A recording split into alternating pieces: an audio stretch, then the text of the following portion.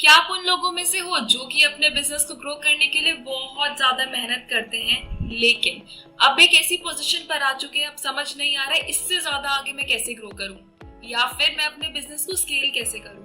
या फिर आप उन लोगों में से हो जब भी कोई कस्टमर आता है आप उनसे अच्छे से बात करते हो, अपनी अच्छी प्रेजेंटेशन देते हो, लेकिन लास्ट में वो कस्टमर कन्वर्ट नहीं हो पाता। शॉर्ट फॉर्म में बोलूं, कोई भी प्रोस्पेक्ट आता है, कोई भी लीड आती है, वो पेइंग क्लाइंट में कन्वर्ट नहीं हो पाती। क्या यही आपकी प्रॉब्लम है? तो बहुत सही वीडियो पर आपने क्लिक किया है। इस वीडियो में हम यही डिस्कस करने वाले हैं कि कोई अपने बिजनेस की सर्विस को कैसे इस तरीके से सेल करे कि हर प्रोस्पेक्ट, हर इंक्वायरी एक पेइंग क्लाइंट में कन्वर्ट हो। तो वीडियो के साथ बने रहिए। मैं हूं Muskan, founder at Proton X Media. चलिए वीडियो को शुरू करते हैं। पड़ेगा कि कैसे एक प्रोस्पेक्ट जिसने सिर्फ इंक्वायरी करी है उसको कैसे कन्वर्जन यानी कि एक पेइंग क्लाइंट में कन्वर्ट किया जाता है। उसके लिए सबसे बेस्ट तरीका कौन सा है?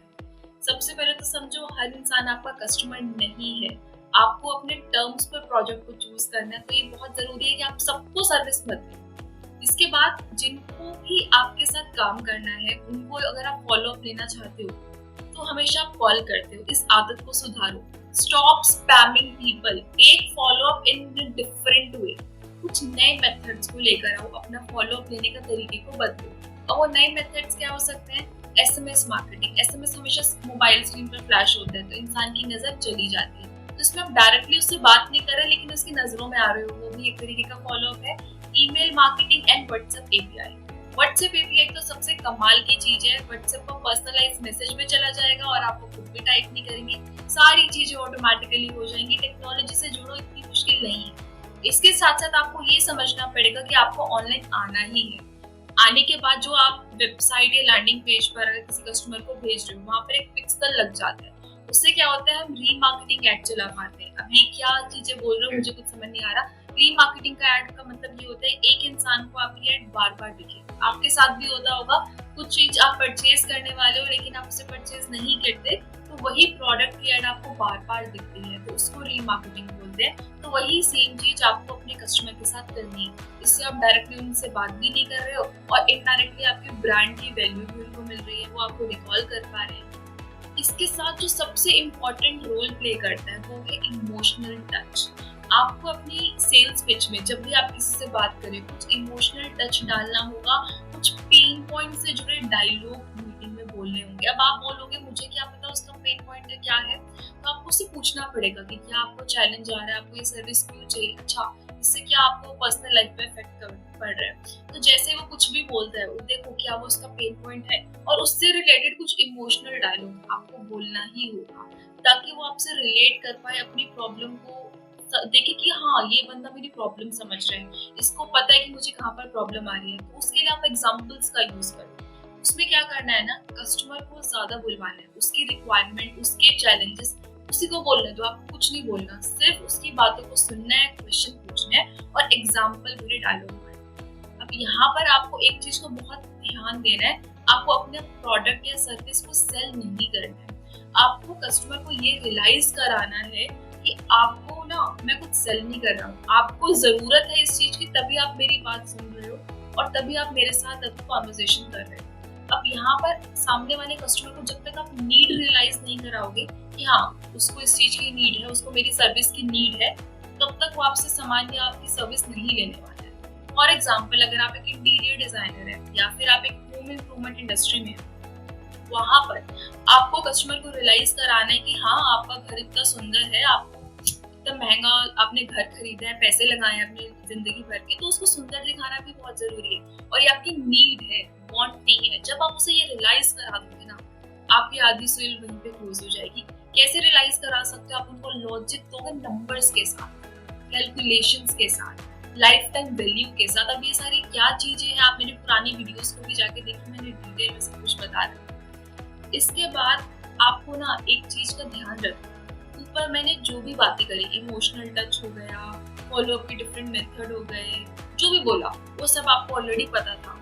लेकिन आप लोग क्या करते हो ना, एक रेस में रहते हो कि अरे ये टाइम बाद एक क्लाइंट आया है, इसको तो कैसे भी करके क्लोज करना है, आप उसके पीछे पड़ जाते हो। ये सारी चीजें पता होने के बाद भी आप इन चीजों को इम्प्लीमेंट नहीं करते।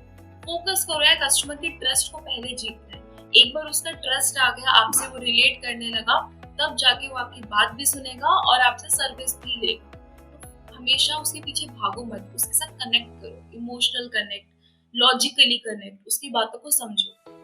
अगर चलो मैं कुछ क्वेश्चंस लेती हूँ जिससे आपको भी हेल्प होगी। तो इस वीडियो में ना हम फॉर एग्जांपल बात करते हैं होम इंडस्ट्री की, इंटीरियर डिजाइनर की। मान लीजिए उसको सर्विस देनी है, उसके एक ऑब्जेक्शन आता है। अगर कोई बोलता है I don't have this much budget, अगर आप किसी और इंडस्ट्री से भी हो और आप कोई सर्विस प्रोवाइड करते हो, तो आप इस क्वेश्चन के साथ रिलेट कर पाओगे, इसके आंसर के साथ रिलेट कर पाओगे। अगर कोई बोलता है कि मेरे पास इतना बजट नहीं है, तो आपको क्या बोलना है?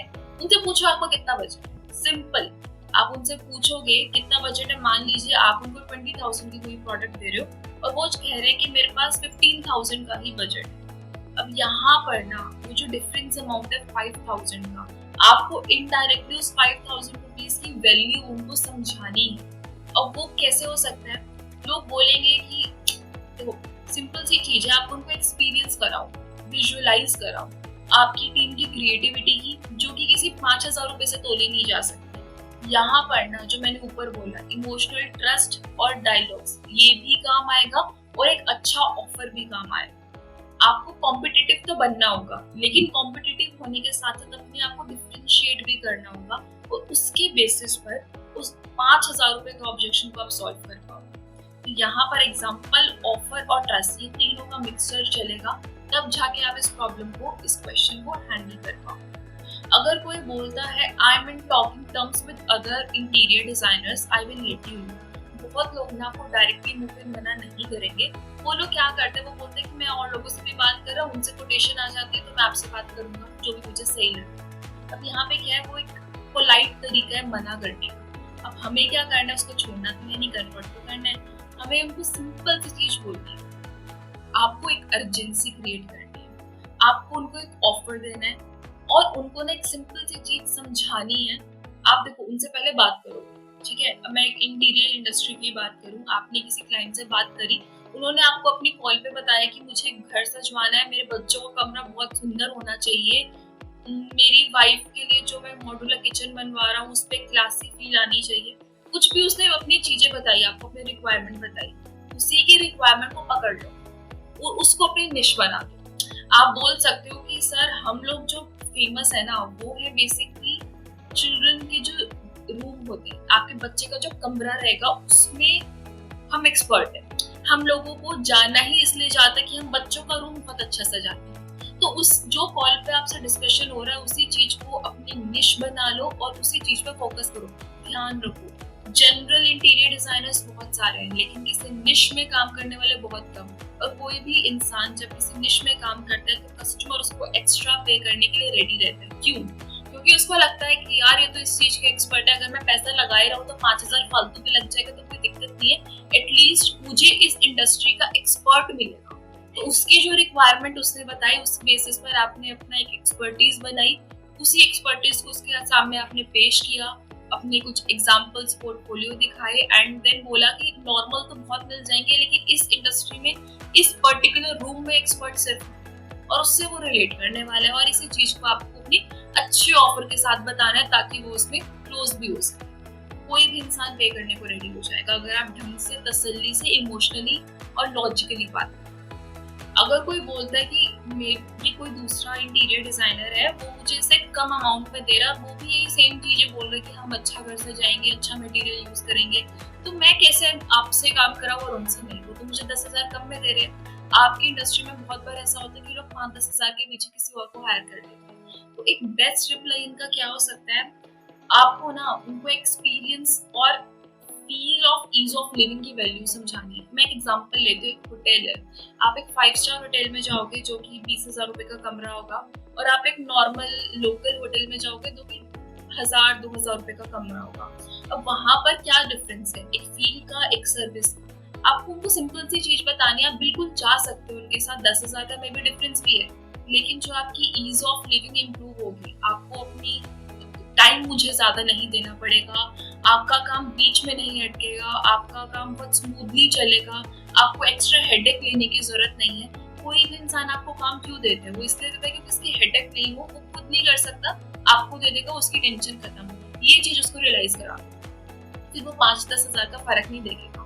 एक अच्छा ऑफर दो, एक्सपीरियंस के बारे में बात करो कि मेरे साथ काम करने से आपको क्या एक्सपीरियंस मिलेगा, क्योंकि देखो 10,000 का जो वैल्यू है वो तो वैसा सेम ही रहना है। अब यहाँ पर अगर आपको ऊपर उठना है तो आपको एक्सपीरियंस, उसकी इनडायरेक्ट प्रॉब्लम्स जैसे कि टेंशन, हेडेक, सामान मुझे लेकर आना पड़ेगा, उन सब पे बात करनी पड़ेगी, तब जाके वो कस्टमर समझेगा कि चलो कोई नहीं 10,000 फालतू लग जाए लेकिन मेरा बिल्कुल हाथ खाली हो, सारी चीजें मुझे परोस के दे दो। वो चीजें आपको करनी पड़ेंगी। और इसी के साथ साथ अपने बिजनेस का एक यूएसपी, एक यूनिक चीज में फाइंड आउट करो कि क्या आपके बिजनेस को डिफरेंशिएट करते हैं दूसरों से, और उसको भी अपनी आंसर में ऐड करो, तब जाके वो क्लाइंट आपके पास क्लोज हो। कुछ और क्वेश्चंस हैं आपके? अगर कुछ और भी क्वेश्चंस हैं तो आप मेरे साथ एक कंसल्टेशन बुक कर सकते हो। डिस्क्रिप्शन बॉक्स में लिंक है, आपकी डिस्कशन करेंगे, आपके बिजनेस को समझेंगे और उसके बेसिस पर कैसे आप ज्यादा लीड्स को कन्वर्ट कर सकते हो, उसके बारे में कुछ सेल्स और सीक्रेट्स के बारे में भी बात करेंगे। तो आप बुक कर सकते हो कंसल्टेशन। एक सेकेंड, आपको कंसल्टेशन तो बुक कर लोगे लेकिन लीड्स ही नहीं है तो क्या करोगे? तो क्लोज तो आप तभी करोगे ना जब आपके पास कस्टमर होगा। तो अगर आपको इसमें भी प्रॉब्लम है कि आपके पास लीड्स का फ्लो कम, इंक्वायरीज नहीं आती, तो इंटीरियर डिजाइनिंग और home improvement industry, furniture manufacturing, real estate, ये जो इंडस्ट्रीज हैं इनके लिए मेरे पास एक सोल्यूशन है जो कि है LOC framework, lead on command framework, जो कि आपकी डिपेंडेंसी रिमूव कर देगी रेफरेंस पर। अभी क्या है, आपके पास रेफरेंस से प्रोजेक्ट आते हैं लेकिन आप चाहते हो कि ऐसा सिस्टम बन जाए जिसमें प्रोजेक्ट्स आपके पास सामने से आए, रेफरेंस पे डिपेंड नहीं होना पड़े। तो I have a solution called LOC framework. इसके बारे में भी अगर आप जानने में इंटरेस्टेड हो, क्या करना है, एक फ्री कंसल्टेशन मेरे साथ बुक करनी है, डिस्क्रिप्शन बॉक्स में जाना है, लिंक पर क्लिक करना है, कुछ क्वेश्चंस मैं आपसे पूछ रही हूँ उनका आंसर करना है, basic name, number, email, and then personalize मुझसे बात करके अपनी प्रॉब्लम को सॉल्व कराना। अब इससे ज्यादा इजी मैं आपके लिए कुछ भी नहीं कर सकती हूँ। आई होप आपको इस वीडियो से कुछ सीखने को मिलेगा। Thank you.